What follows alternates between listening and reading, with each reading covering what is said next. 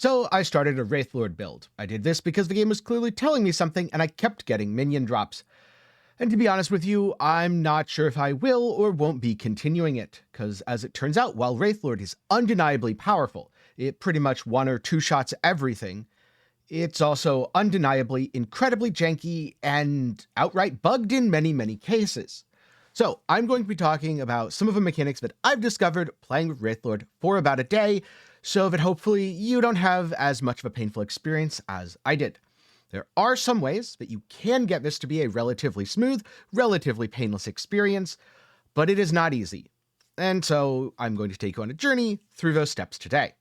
If you like this content or want to see what my build ends up being when I do stop playing it, do be sure to get subscribed, leave a like while you're down there. For now, let's get into things. First up, for Summon Wraith, there's three different types: the regular old melee necrotic boys, then Flame Wraiths, and Putrid Wraiths. You cannot make a Flame Wraithlord or a Putrid Wraithlord.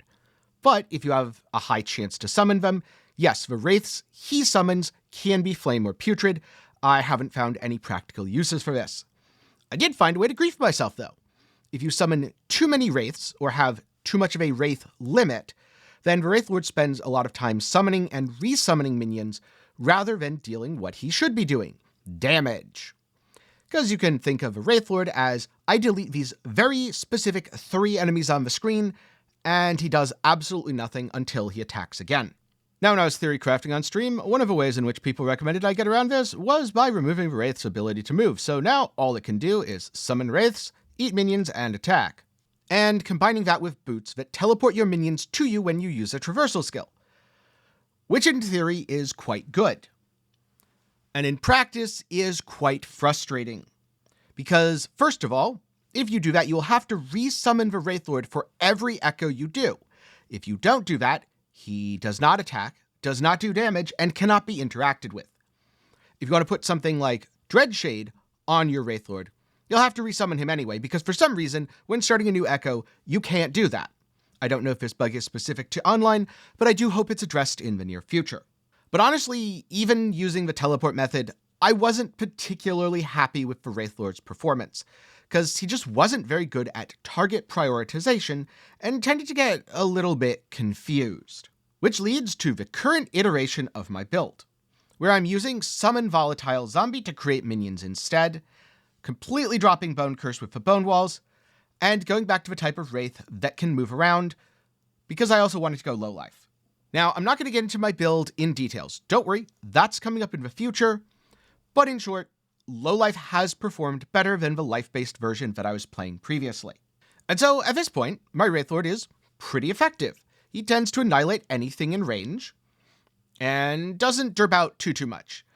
As a note, the minion move/attack key is A by default. I rebound it to number pad 6, and if you're playing Wraithlord, you should use it liberally, as it does fix a lot of the jank. But this brings up a really interesting point, because after doing all this and after playing Wraithlord for a while, I decided to do a little bit of research and see what were other people doing on Wraithlord. So I went over to Maxroll's build database to check out what was there. And I found out Raxandrax had done almost the same build as me. He was using Wraithlord, he was going low life, and he was using volatile zombies as the generator. And that gets to an interesting topic of discussion that I've seen a lot. People generally assume if one person's build is similar to another person's, that they must have copied it. The only possible way for two people to have a similar build is if person A copied person B. But in fact, there are often objectively correct and objectively incorrect decisions to make when you are playing Last Epoch. And those objectively correct and incorrect decisions add up to something that I like to call build convergence, whereby even though you are playing something completely different from someone else, ultimately, you come to the same conclusion that they did. You build your character the same way that they did. And this is because there are objectively correct and objectively incorrect outcomes, and the correct ones simply perform better. Now, admittedly, sometimes there are also slight variations. A good example of this is the fact that, even though I said it's the same build, Rax is using the Skeleport, or Death's Cavalry, to port minions with him via Skeletal Mage, and so far I've been using Transplant for the extra defenses. Now, I might find that it is simply better to use Grave Passage and Death's Cavalry and take my minions with me. Or alternatively, I might find out that I much prefer not doing that, and I'm going to allow my minions to run around. That's just something that I'll have to experiment with. There's a good chance, though, that everything does end up converging. And most of the reason for this is just trying to avoid all the jank that was built into the Wraithlord. You have one super minion, so you want to use Infernal Shade and Dread Shade to buff the super minion as much as possible. That minion must eat other minions, so you either want to spend a lot of time summoning skeletons, which is kind of lame and boring, or you use a more automated method of summoning, such as Volatile Zombie or Bone Curse. If Bone Curse, because the shade tries to path around the walls weirdly, bugs out, your only option is Volatile Zombie. This means that now 4 of your skills are locked in, and the last one is a choice.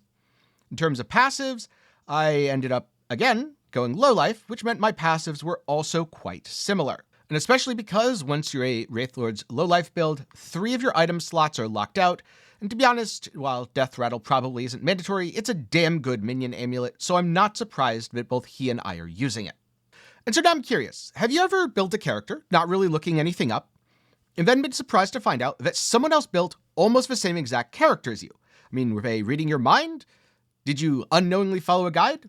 In most cases, no. You just happen to come to the same answers based on your own lived experiences. So I'm curious about some of those, which you can put down in the comments below. And if you do want to see what Rax was doing, I'll link to his planner just so you can get an idea of how he was building Wraithlord. Again, stay tuned for my version, which will be a little bit different, at least so far. But not very different. For now, I'm definitely going to continue playing Wraithlord, but I don't honestly know if I'll entirely stick with a build. One of my main complaints about minions in most ARPGs is their AI is kind of terrible. And unfortunately, Wraithlord is everything I hate about minion AI. Sure, it does a ton of damage, an absurd amount even. But so do plenty of other things, especially right now. And I'd really rather have the ability to direct that damage to a targeted location, as opposed to constantly feeling like I'm struggling with AI, as opposed to struggling with the enemies on screen. That said, if I can address that, get a little bit higher quality of life, and possibly automate some of the supporting skills, there's a chance that I will continue playing the build, and who knows, you could even see a full Wraithlord guide from me. Now before I go, a special thanks to my patrons and channel members for the continued support. For as low as $1 a month, you can help make videos just like this one possible. Link to support is down below, and trust me, it goes a really long way, because AdSense is not great. Even just $1 a month goes farther to ensuring there's more content like this than watching every ad on every video I make. A big thanks to everyone who watched to the end. I'm glad you enjoyed, I hope you learned something, and I'll see you again in the next one.